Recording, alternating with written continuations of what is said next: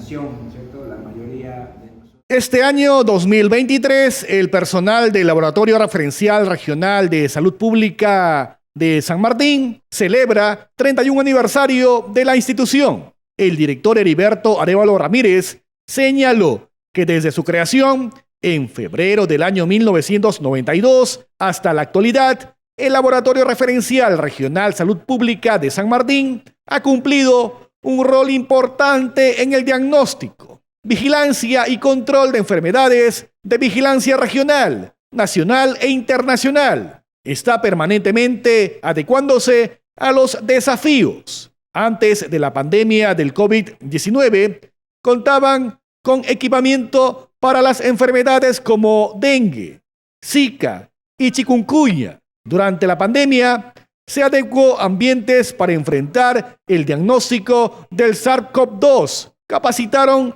al recurso humano profesional y técnico en las nuevas metodologías, principalmente técnicas moleculares con extracción manual al inicio y semiautomatizada.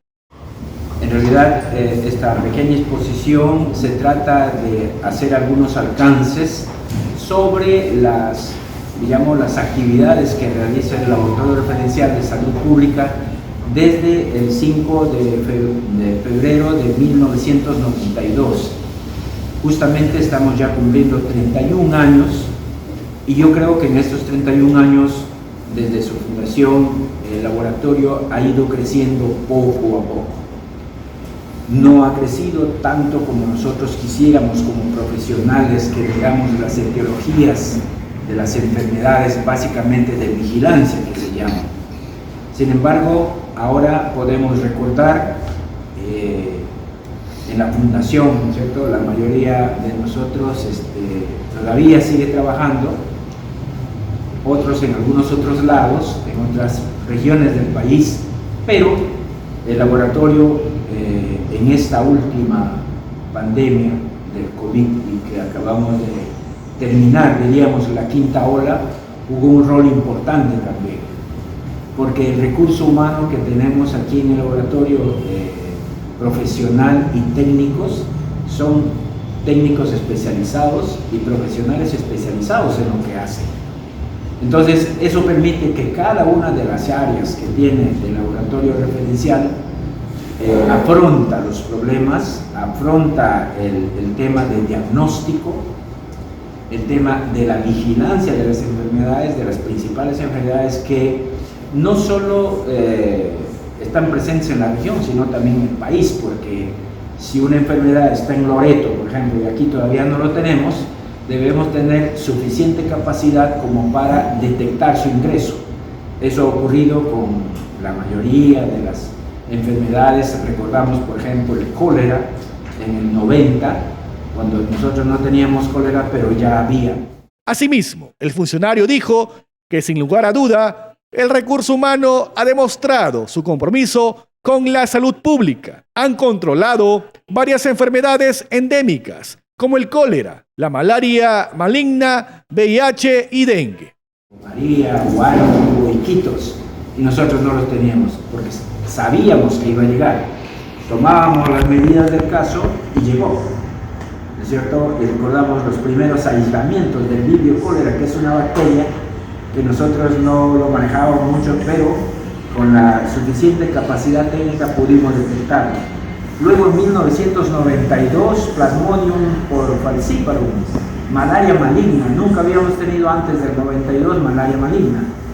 Todo era Plasmodium vivax, pero en el 92 nosotros empezamos a detectar a Plasmodium falciparum ya como malaria maligna. Y nosotros sabíamos prácticamente a dónde se iba a desplazar, porque habían actividades económicas que así nos sugerían. Después empezamos a trabajar con el VIH, con dengue. El primer brote de dengue que hubo fuerte aquí en el 90 no lo pudimos seguir porque no estábamos todavía implementados, diríamos así. Pero a partir del 93 empezamos a hacer vigilancia sobre dengue, pero además también Oropuche y Mayaro fueron los primeros datos que obtuvimos con apoyo obviamente del Instituto Nacional de Salud y del NAMBRO en ese momento. Así que luego nosotros hemos ido creciendo también con otros laboratorios muy importantes como el de citometría, por ejemplo, que se hacen ahora a los pacientes que tienen VIH. Cuando se detecta VIH, decía que desde el 93 hacemos el ELISA nosotros, pero ya hace muchísimos años que los confirmamos, es decir, no necesitamos enviar a otras partes del país, a Lima principalmente, porque lo hacemos aquí. Y entonces eso también con citometría de flujo nos permite hacer el recuento de los linfocitos que tienen que ver con la defensa de los pacientes infectados VIH, pero no solo eso, sino que también podemos hacer la carga viral, que nos va indicando en primer lugar cómo partimos y en segundo lugar si es que el tratamiento está siendo eficaz. Felizmente al momento hay muy pocos casos de resistencia a los tratamientos antivirales del VIH, ¿sí?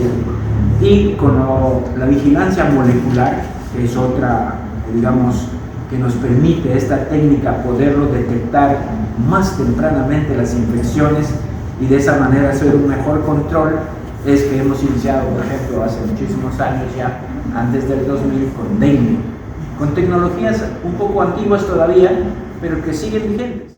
Finalmente, el biólogo Heriberto Arévalo manifestó que en la actualidad necesitan con urgencia una nueva infraestructura y equipamiento para enfrentar los diagnósticos, la vigilancia y control de enfermedades, principalmente transmisibles, así como los controles de calidad de los alimentos y aguas que produce y consume nuestra región. Trabajos nuestros, hallazgos importantes, como por ejemplo, una de las actividades que nosotros tenemos es control de la calidad de los aguas. Y si ustedes leen en la parte del artículo, que van a tener tiempo de leer, vemos que una gran cantidad de aguas de nosotros están contaminados con enterobacterias, ¿no? Entonces aquí hay términos más crudos todavía que ustedes lo van a poder leer aquí y que tenemos los porcentajes de qué cantidad de aguas de lo que consumimos tienen realmente las características o tienen los valores permisibles. Similarmente tenemos los estudios, por ejemplo, de los pacientes que tienen VIH, cuál es el promedio de la carga viral, cuál es el promedio de los linfocitos de la defensa. Esos son datos muy importantes. Igualmente saber cuáles son las variantes del SARS-CoV-2 que están ocurriendo en este momento. Debo decirle que en estas últimas semanas no hemos tenido ningún caso molecularmente demostrado que tenemos COVID. No sabemos mucho sobre lo que está ocurriendo en China, sabemos que están muriendo, pero no hay una información total. Lo que sí sabemos es que las variantes de Omicron que están causando esas muertes ahí no son nuevos, diríamos así. Por lo menos en la Comunidad Europea, esas variantes están circulando. Ahora no se sabe más, ¿no es cierto? Puede que haya otras variantes, pero que todavía en realidad nosotros no lo sabemos. Nosotros hemos quedado hasta mediados de diciembre con los últimos casos de la quinta ola, que tenemos Omicron 4.5 también circulando, el cual está preparada la vacuna bivalente, ¿no es cierto? Porque tenemos la cepa base Wuhan, ¿no? Cepa de todo el virus, y las dos otras de Omicron que son parte de la bivalente. Así que nosotros nos mantenemos en vigilancia permanente. Si hay alguna situación de un brote, puede llamarse de alimentos, por ejemplo, de sospecha de ETAs, o sea, asociadas a los alimentos, nosotros podíamos tomar muestras y empezar a buscar el agente etiológico. Lo mismo está ocurriendo con las otras enfermedades, pero sí nos gustaría tener una mayor cantidad, digamos, de insumos para hacer una vigilancia más permanente.